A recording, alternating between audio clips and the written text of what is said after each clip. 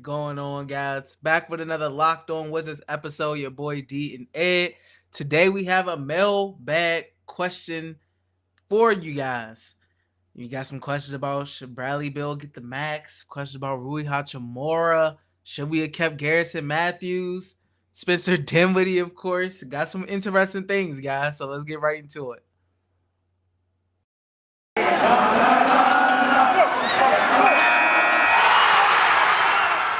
You are Locked On Wizards, your daily Washington Wizards podcast, part of the Locked On Podcast Network.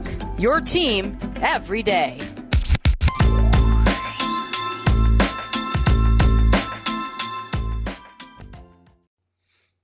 What is going on, guys? It is your boy D and Ed back at you with another Locked On Wizards podcast episode. Today's episode is brought to you by Truebill. Truebill is the new app that saves you money by helping you identify and stop paying for the subscriptions you don't want or need, and can even negotiate better deals on those you want to keep. I want to thank you guys for making Locked On Wizards your first listen each and every day. So, Ed, mailbag time, man. Rui Hachimura, let's start off with him. Yes, sir. So this is from Omer Azule. He submitted this question on YouTube. He says, when Rui is back, we will have too much depth at the forward position, in my opinion, and right now we don't have a true point guard. I think a trade is needed, but who do you give? Kuzma, KCP, Denny, Rui, Bertans, Kispert, what do you think? So it sounds like Omer is asking, who do you trade or who are the tradable assets? And I'll let you go first on this one. Well, I think Rui's a little tougher to move in general because of just his status right now. I mean, it's so up in the air. Who knows? And I don't know if a team is willing to take that risk on trading for Rui Hachimura right now. As far as everybody else, I think everybody else could possibly be up for grabs. I mean, depending on what caliber guy you're talking about bringing in. If you're talking about bringing in a Karl-Anthony Towns level, then Kuzma, Denny, all could be like those two right there could be, your main assets in that trade that could be moved out. I wouldn't be opposed to moving anybody, honestly, if it meant getting a star here, a Karl-Anthony Towns type level player here. Anybody else, like anybody in like that tier below, I would say I would want to keep Denny and Rui, but Kuzma, KCP, Bertans definitely, but who knows who wants to trade for Bertans still currently on his contract with his level of play.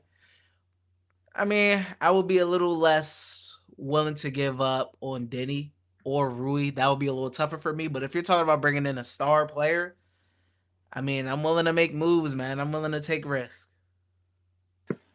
Yeah, this is a good question. It's I'm not gonna say it's too early. The trade deadline is February 10th. Mm-hmm. Out of all the guys, like you said, I mean, it's almost to the point where nobody is untouchable at the moment. I mean, you do want to see Denny develop. You want to see Rui develop. Rui hasn't even got a chance to play a game yet, and Denny has shown potential and flashes. He's been a really good defender, and he's been a solid playmaker at times, and he has knocked down a couple threes. You just want to see him make his layups more and finish around the basket stronger. But yeah, Kuz, he is a tradable asset. I like what I see from Kuz so far. I mean, he's questionable for the game against the Kings tomorrow night. Bertans, of course, if you can move him, go ahead and move him, but we know it's going to be very hard to move him with, $16 million per year. Corey Kispert, we just drafted him. So, he hasn't really got a chance to develop at all, but out of all the guys, I mean, honestly, if they keep playing like this, then it could be blow it up mode and very quickly if they keep losing by 20, 25, 30 points or getting down by 30 points. We won't really want to keep anybody if they keep playing bad like this. But yeah, it's still early. Like I keep saying, let's reevaluate around February 1st. I'll say that. But no, this is a valid question. It is a valid question. But yeah, I mean, I think they might need to switch things up too, to be honest with you. And if they want to be a competitor, like you said, try to bring in a guy like a Karl-Anthony Towns or maybe even a Jaylen Brown or Damian Lillard. We'll see what happens with the Blazers. I don't think that's realistic either. But Karl Towns, he sounded pretty upset the other day. De'Aaron Fox has actually made some comments the other day too, but I don't see any way we could really get him either. And then of course the big list for Ben Simmons. So and I know a lot of people don't want Ben Simmons either. So it will be interesting. There's a lot of room, and then of course all the Pacers guys. What would it take to get us a bonus here? You're probably gonna have to package a Montrez. You're probably gonna have to package a Kuz and guys like that. But Kispert, it's kind of early. But if you're able to upgrade and get, like you said, get a Karl Towns or get a Domantas Sabonis, guys who dominate in the paint and can score 30 points, 20 and 10 every night, then yeah, you might have to package up one of the young guys and include them in a trade. Yeah, like you said, I mean, it's all about the level of player. Like, for example, Sabonis, I don't know how much he truly moves the needle as far as the Wizards being like a actual legitimate contender. So Mm. I'd be a little more like iffy about moving a guy like Denny or Rui. But if you're talking about a guy like I keep going back to, because I feel like that's the most realistic target, Karl Anthony Towns, who I feel like is a top 3 center in the NBA. I mean, I wouldn't have an issue, packaging some guys, packaging some of the young guys, etc. Because you got to take those risks if you really want to make some noise. So other than that, I mean, outside of Diddy and or Rui, I wouldn't mind packaging any of these guys. Yeah, and I know there's rumors about Cam Reddish. A lot of people like Cam Reddish, but they want a first-round pick. So that wouldn't be the answer to Omer's question, but that's something I would low-key keep an eye on. It's just very hard to tell who we would trade for. But like I said, the big, like you said too, the big targets is probably Cat and Sabonis, and that's really it right now. But like you said, it has to be a big name. It has to be a big name that can really help this team to put Denny and Rui in a trade. Yeah, 100%. Yeah. As far as our next question is, we're going to get into Rui again. It's a back-to-back Rui question from Mike Mihalilidis. I'm sorry if I butchered your last name. I apologize for that. He says, is Rui going to be back before the end of the year? And how do you guys see him producing for us? Yeah, it's just something that we don't have an answer to. It sounds like Wes Unseld Jr. and Tommy Shepard don't really have an answer to it either. He's not on the West Coast road trip, and they said there was a report saying that he's not because somebody tested positive for the virus. That was Kyle Kuzma. So it's December 14th. So honestly, I don't want to guess and speculate, but I mean, I just don't know. I mean, the good sign is that he's on the bench. Chase Hughes was on the show last week. He said that, Rui hasn't even done 5-on-5 yet.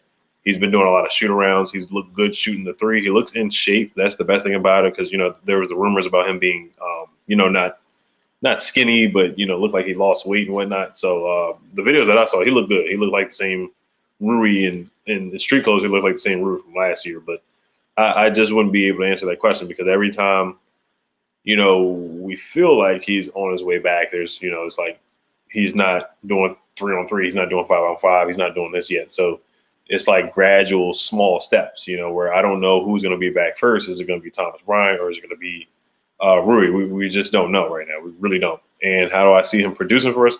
I see him being solid, but my expectations aren't super, super high because, we've already played 27 games and he's behind the 8 ball. And, you talk about the offense. Guys are struggling with his offense right now. So it's not going to be easy for him to come back. But I think he'll be fine because the way he plays, he's just athletic. He can shoot the jumper. He can shoot the mid-range game. So I think he'll be fine. And if people are saying his jumper is better, then maybe he could help out our three-point shooting. And also, he's just athletic. And he's going to be pushing for one thing. But he's one of the guys that is going to help our pace. He's not going to be dribbling the ball up the court. But he's a guy that is better when we run because you saw him last year dunking on Anthony Davis. You saw him dunking on Tobias Harris. That those plays were when we were running up and down the court. That wasn't in a half court set, even though he's capable of dunking on guys in a half court set too. But it's a benefit to his game when we do run, when we do push the pace. That does help Rui out. and I think that will help our offense out as well. So if I had to put a points per game on, I'd probably put around 12. He averaged 13 points last year. Averaged 13 points his rookie year. So I would say around that. I'm not expecting him to go out there and score 25, 20 points, 18 points a game. I would say 13. I do want to see him rebound the ball. And I said this last time, learn from Kuzma on the rebound. I think he can rebound the ball just as much as Kuzma. I want to see more double-doubles when he does play. So if I had to put a number, I would say probably like 12 and 5 and a couple mid-range shots, a couple dunks, and then maybe 1 or 2 threes per game. And I want to see him defend well, too, because he's a capable defender. Is he going to be back before the end of the year? I think so. I mean, I feel like maybe late December, like a couple more weeks. I think he will see him. So technically before the end of the year. Honestly, I wouldn't be surprised if it wasn't. It's a little, everything is like a new update. So I don't really know at this point what's really going on with us with that situation in general. But it does seem like he continues to ramp it up. So hopefully late December we'll get to see him. How do I see him producing? I think eventually when he gets his groove going, he gets the mid range going. Hopefully we both want to see an improved 3-point shot from him. And then him improving on that 3-point percentage from his rookie year and from his second year into his third year. We want to see improvement there.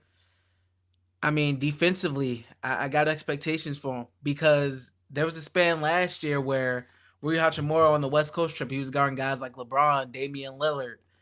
It was tough, and he was doing a really good job on these guys. So defensively, I'm hoping to see Rui help impact the team and possibly help the Wizards get back into that, top defensive range again instead of where they've regressed to now.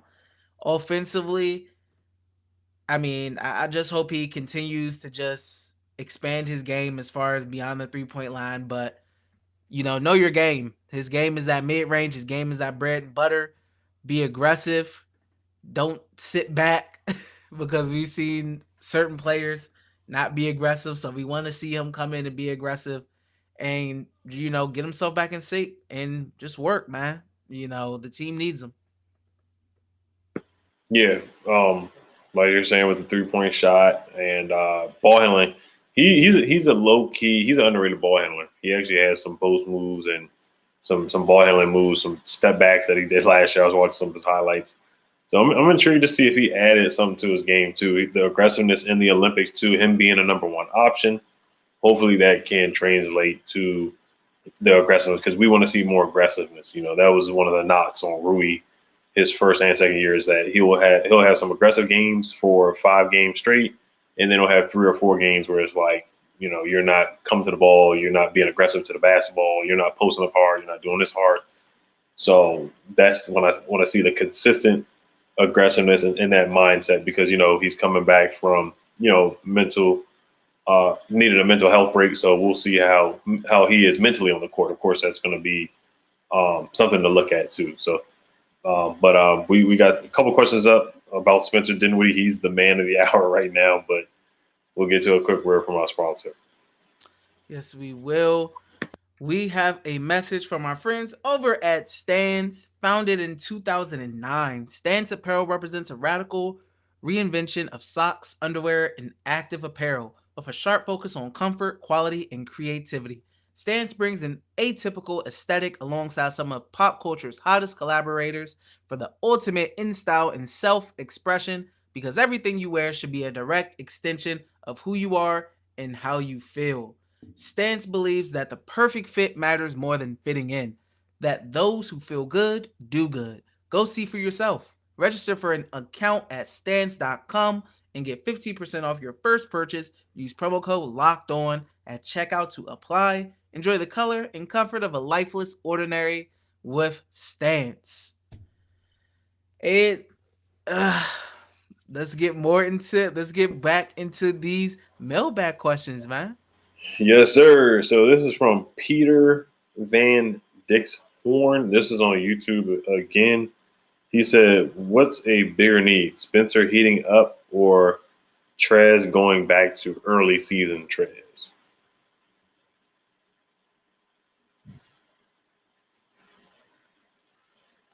Yeah. So I'll take this one first. Um, I would say Spence. Actually, this is a tough one. Actually, Spencer heating up or Trez going back to early season Trez. Uh, See, the thing is, the question was that's a good question because people asked in the beginning, is this sustainable? Trez was a Mhm. top 10 MVP candidate at one time. We all kind of knew that wasn't going to last, but we just enjoyed the ride. We just enjoyed him being the heart and soul of the team. The fans giving him MVP chance, him getting double doubles, him being unguardable in that paint, that Raptors game, the Pacers game. Him being under the rim, there's like five guys around him. He just goes up and dunks the ball. He's only 6'7". He's playing with energy. And then we know there's two sides of it. There's the Lakers and Clippers Trez where we saw why Frank Vogel sat him down in the fourth quarter. We saw why Doc Rivers sat him down in the fourth quarter in the playoffs.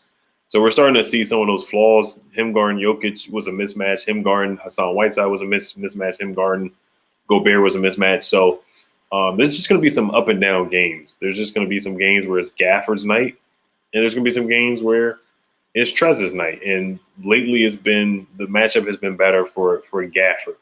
And then you get Thomas Bryant coming back, so it's going to be even less time for Montrezl Harrell. Now it's going to be three bigs splitting time. So honestly, in my opinion, Spencer is the key to our success because we need a point guard that can facilitate and get guys going and motor guys. And Spencer's not a point guard. We're learning that even more and more. We kind of knew that with the Nets because he's a combo scoring guard. He's a guy that gets downhill and creates contact and gets to the free throw line. He's not getting to the free throw line this year.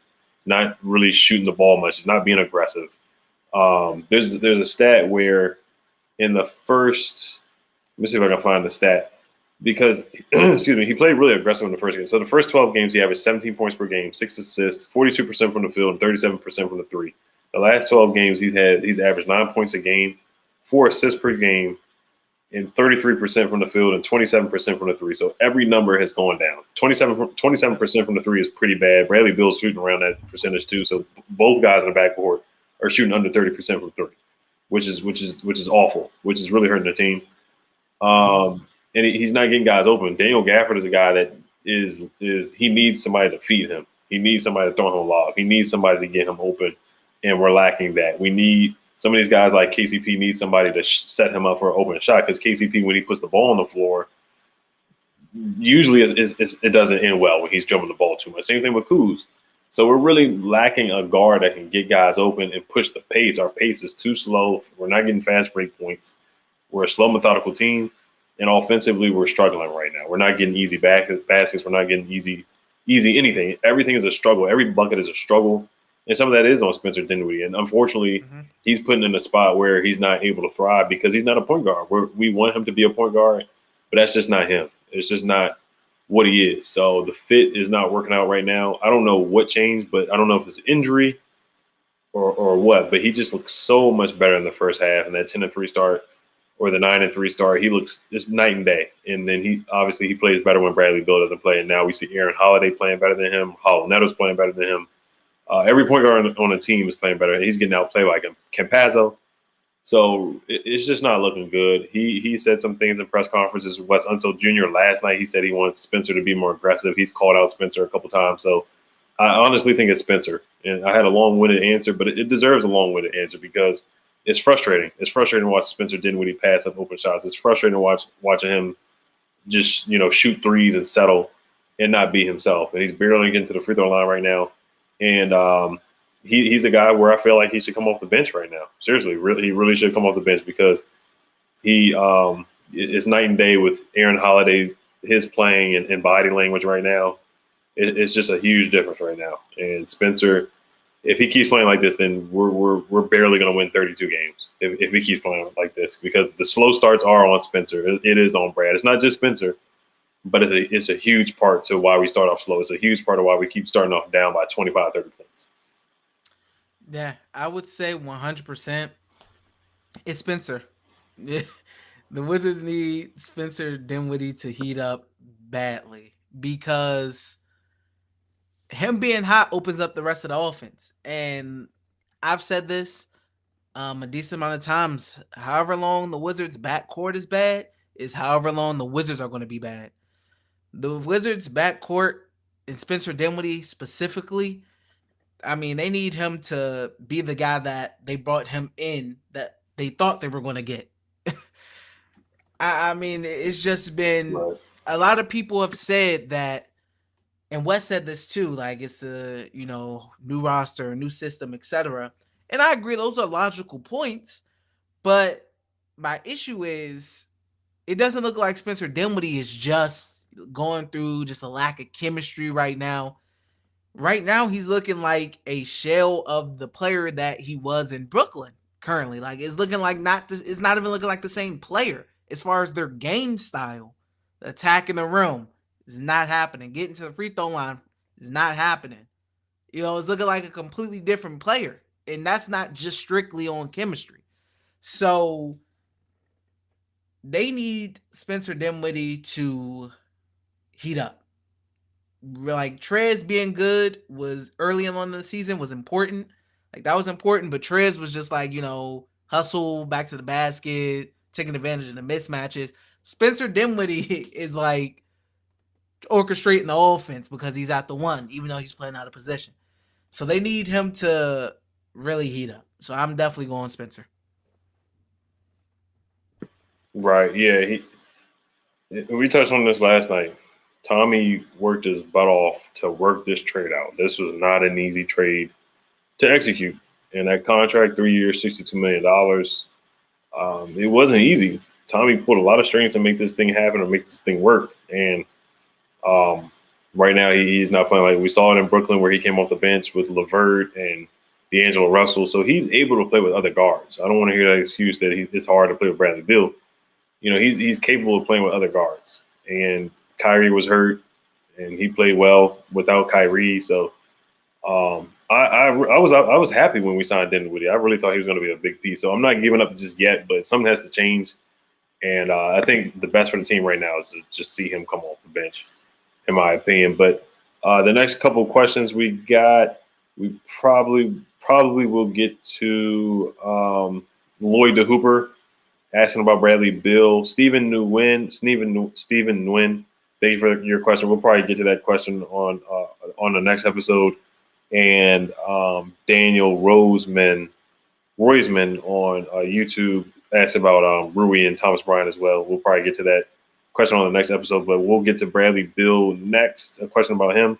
And then just talk about things that we want to see from against the Sacramento Kings. We play the Sacramento Kings tomorrow night at 10 o'clock, so I know a lot of you guys are going to be asleep. But we'll get to that preview, and we'll definitely recap that game for you guys tomorrow night. But just want to talk about Bet Online. This episode is brought to you by Bet Online. Bet Online has you're covered all season. More props, odds, and lines than ever before as football season continues the march to the playoffs. Bet Online remains your number one spot for all the sports action this season. Head to our new updated desktop or mobile website to sign up today and receive your 50% welcome bonus on your first deposit. Just use our promo code LOCKED ON and receive your bonus from basketball, football, NHL, boxing, and UFC right to your favorite Vegas casino games. Don't wait to take advantage of all the amazing offers available for the 2021 season. BetOnline is the fastest and easiest way to bet all your favorite sports. BetOnline where the game starts. I hate to say it. I want to say that the Eagles are favored by 4.5. And Washington football team, we're just dropping like flies due to the virus. So that might be an easy one to bet on. Unfortunately, I hate to say it. And this episode is brought to you by Built Bar. So many flavors. My favorite flavor is cookies and cream. I always put it in the fridge or I put it in the microwave for a couple of seconds just to give it an extra little zing. This holiday season, grab the protein bar that tastes like a candy bar or even better than a candy bar. Built Bar filled with so much holiday goodness, rich with decadent flavor, covered in chocolate, but amazingly low in calories, sugar, net carbs, and fat, and high in protein. You get the best of both worlds, delicious and healthy. Built Bar gives you that extra fuel you need to bust down those mall doors and battle all of the holiday shoppers. Or if you're just standing in endless shopping lines, Built Bar can give you that extra something to keep you going. So throw one in your jacket or purse. You never know when you're going to need it. You're friends with Santa? Well, tell Santa to throw a few Built Bars in those stockings with so many flavors they make anyone's Christmas morning a happy one. Like some of those marshmallow treats around the holidays, you need to get your hands on Built Bar Puffs. They're light, fluffy, and marshmallowy through and through. is all covered in chocolate, tastes good. That they're with protein. Go to build.com, use promo code LOCK15 and get 15% off your order. All right, so D, this last question here by our guy Lloyd the Hooper, also, and then DC Croton Strouch on Twitter. He asked about Garrison Matthews. We'll get to that on the next episode as well. So this one is from Lloyd the Hooper on Twitter. It's LLOYD_DAHOOPER. He said, "Would you give Bradley Beal the Supermax? Question mark, question mark. Personally, I wouldn't. Exclamation point." What's your take on this one, D? If I were to give Brad the Supermax, I would have to have a plan in place, to actually make a move and bring somebody in here. I can't just give Brad the Supermax with the expectation that he's going to be the number one guy. And I mean, I just don't see the Wizards really making big moves as a team with Bradley Beal as the number one guy, personally. And do I think the Wizards are going to make that big move? Because that's what I'm basing the Supermax decision on, man. For me, I don't know if they'll make that move. Just going off the past, but this is a new GM with Tommy. I'm going to say the Wizards make a big move. So, yes, I would personally, because I think the Wizards will make a big move to go along with the Brad Supermax. And like I said, if they weren't, I wouldn't, because it would be no point. I wouldn't see the Wizards being a championship contender if they just Supermax Bill and then didn't really make any big, exciting moves. I wouldn't see anything changing for the franchise. Yeah, I was so bullish and optimistic. I'm starting to get a little pessimistic here. So I know Wizards social media right now, they're just going crazy about Bradley Beal, and nobody wants to give him a max deal. And honestly, the way he's playing, he does not deserve a max deal. So I'm kind of with Lloyd, to be honest with you right now. If Bradley Beal keeps playing like this, I know the full body of work says max deal or whatever he's qualified for, the 5-year, $242 million. But right now, the way he's playing is not at that level. I mean, we both said, Donovan Mitchell outplayed him 3 nights ago. Nikola Jokic outplayed him last night. He's been outplayed almost every night for the past 2 weeks. He hasn't shot the ball well. He's got career lows in 3-point percentage. He's averaging career highs in turnovers. And he's second in clutch turnovers. He's second in clutch turnovers behind Russell Westbrook. The Detroit Pistons, they put that stat up when he had that terrible backcourt against the Detroit Pistons. So the way he's playing right now, I just can't do it. But if you don't do it, then you don't want to just be left high and dry and just let Bradley Beal leave. That would be catastrophic for the franchise too. So in best case scenario would to be trade him before February 10th. So it's kind of like, if you don't trade him, then yeah, you kind of do need to sign him, because even if you do sign him to that max deal, he's still going to be tradable, because everybody's like, oh, this guy's not tradable. John Wall's not tradable. His contract's not tradable, but we ended up trading him. Then people say Russell Westbrook, his contract's not tradable. We ended up trading him. So if we sign Bradley Beal and it doesn't work out after year 1 or year 2, we've seen guys big contracts. They got traded like a year or 2 after. We've seen it with Blake Griffin. We've seen it with numerous guys. I want to say James Harden might be a guy like that too, who got the big contract and then he got traded like 2 years after. So that could be a case. That could be a scenario for Bradley Beal. So honestly, I'm kind of at the moment. It could change. Bradley Beal could go on a tear. We know he's capable of doing it. So he might go on a tear and average 30 points in the next 10 games. You just never know. So it's still early. And I just can't. Not the way he's playing right now. He's not playing like a leader right now. I'm pretty underwhelmed with Bradley, but he's not who he wants to be at the All NBA level, the 2K rating level. He's not Bradley Beal basketball right now at the moment. He's just not. But thank you, Lloyd. Thank you guys for sending your questions, and we will get to the questions episode after the game back on Wednesday and Thursday. But what's your keys to the victory against the Kings, and what are you looking for against the Kings tomorrow? They got to get the offense going. The Kings are towards the bottom of the league in defensive efficiency. They got to get something going offensively. They have to. If you can't get it against one of the lower rated teams defensively in the NBA, then I don't know what to tell you. They got to get something going. Maybe Brad has a better game. Hopefully, this could be a wake up call for Spence. I wouldn't be mad if Aaron Holiday drew the start in this game. I really wouldn't. I doubt he will, but I wouldn't be mad at that to see a lineup switch in this game. Something has to wake this offense up. Something does. And defensively, they got to be able to defend the paint. They got to be able to defend the paint and make life tough on Bagley and also defend the 3-point line because you got Buddy Hield out there. So you can't let him get hot. Like I said, with defending the paint, I mentioned Marvin Bagley, Rashawn Holmes, De'Aaron Fox can get to the basket with ease. They got to make it tough for the Kings out there. They got to make it tough, and they got to play well offensively, or else the Kings will run them out of that building. Yeah, you hit the nail on the head. Alex Len is playing too, so it's going to be a reunion or somewhat of a revenge game for him. Harrison Barnes is no joke. They're on a 3-game skid, so we're both kind of hitting the brick wall, or both ran into some brick walls. They were kind of having some internal things. Of course, they fired Luke Walton. They're playing better without Luke Walton. De'Aaron Fox had some comments to the media. He's not happy with how they played the last couple games, so they're kind of reeling too. But they can definitely beat us. I almost said Troy Halliburton, but Tyrese Halliburton is a good guard. Davion Mitchell is a hell of a defender. He's a scrappy rookie. So it's going to be tough. They're going to throw a lot of guys at Bradley Beal. They got some guys that can defend Bradley Beal. Buddy Hield can shoot the lights out. And they're an athletic team. They got some athletes on the team. Terrence Davis is an athlete too. Marvin Bagley is an athlete. So Rashawn Holmes is an athlete. Harrison Barnes is an athletic team. Is an athlete. De'Aaron Fox is an athlete. So this could be a tough matchup. I'm not going to be surprised if we lose again. And my bold prediction is actually that we won't get down by 20 points at any point in this game. And that's actually a sad bold prediction because the Cavs game, we were down by 20 to 30 points. We were down by 33 last night. So that's my bold prediction, unfortunately.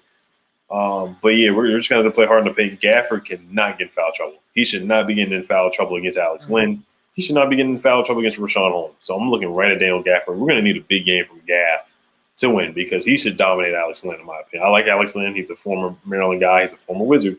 But I think Daniel Gafford should dominate Alex Len in the paint. And also, this is a good matchup between him and Rashawn Holmes, too. So I'm looking at it from the big standpoint. This should be a better game for Trezz, too. I don't see a big man that has a whole bunch of post moves that's really going to hurt Montrez, in my opinion.